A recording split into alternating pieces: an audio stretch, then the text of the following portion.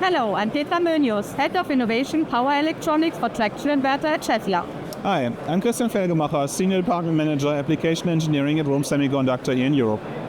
We are excited to introduce Schaeffler's EPF4 inverter inside the high-voltage axle drive, the EMR4, an integrated high-voltage inverter designed for hybrid and electric vehicles. The high-voltage axle drive consists of the Schaeffler products, the EPF4 inverter, the PCIM machine, and the reverser stage. It features improved power density and operates in both motor and generator modes.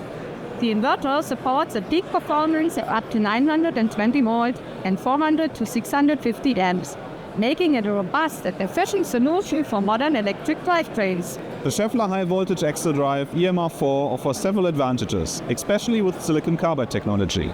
It features a compact design with low stray inductance, flexible power and signal interfaces, and an optimized cooling system. ROHM's SiC technology enhances the EMR4's efficiency by reducing conversion losses and improving power density. Together, we are driving innovation and sustainability in automotive industry. Thank you.